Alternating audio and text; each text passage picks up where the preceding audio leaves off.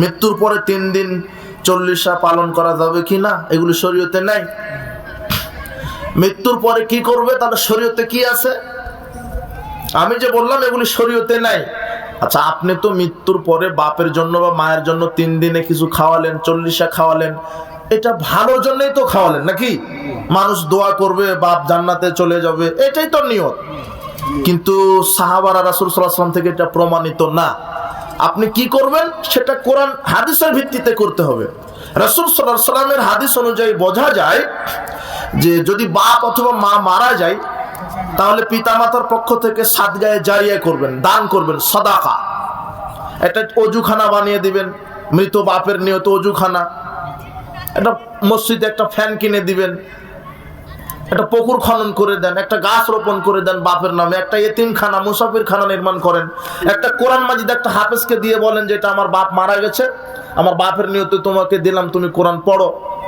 তাহলে ফ্যান ঘুরবে যতদিন, আপনার বাপের আমল নামাতে নেকি ঘুরবে ততদিন। অজু করে যত মানুষ উপকৃত হবে, আপনার বাপের আমল নামাতে নেকি ততদিন লিখা হবে।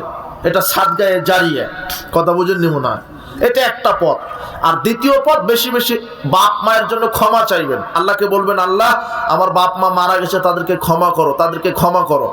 সব সময় রাতে উঠে 2 রাকাত সালাত আদায় করে আল্লাহকে বলেন, আল্লাহ আমার বাপ মারা গেছে, আমার বাপকে ক্ষমা করো। তাহলে কি হবে? তাহলে বিচার মাঠে যখন জান্নাতে দিবে আপনার পিতামাতাকে, তখন আপনার পিতামাতা বলবে, আল্লাহ আমরা এত আমল তো করতে পারিনি, তারপর আমাদেরকে এত মর্যাদা দিলেন। তখন আল্লাহ বলবেন, ওই যে সব ছেলে মেয়ে তুমি দুনিয়াতে রেখে মারা গেছিলে, তারা তোমার জন্য বেশি বেশি ক্ষমা চেয়েছে, তাদের ক্ষমার বদৌলতে আমি তোমাদেরকে জান্নাতে মর্যাদা বাড়িয়ে দিয়েছি। তাহলে ক্ষমা, এগুলি শরীয়তের সমাধান নেন, হাদিসের সমাধান নেন, রাসূল সাল্লাল্লাহু আলাইহি ওয়াসাল্লাম থেকে আপনি আমল নেন। সাদগায়ে জারিয়া। 2, ইস্তেগফার, বা তাদের জন্য বেশি বেশি দোয়া, ক্ষমা চাইবেন। 3 নাম্বার, সামর্থ্য থাকলে আপনার পিতার জন্য হজ করে আসবেন, মায়ের জন্য হজ করে আসবেন। পিতা মাতা মারা গেছে সমস্যা নাই, কিন্তু মৃত পিতার নিয়তে আপনি কি করে আসবেন? হজ করে আসবেন। তাহলে হজ আপনার পিতার জন্য আল্লাহ কবুল করে নেবেন। একসাথে সবাই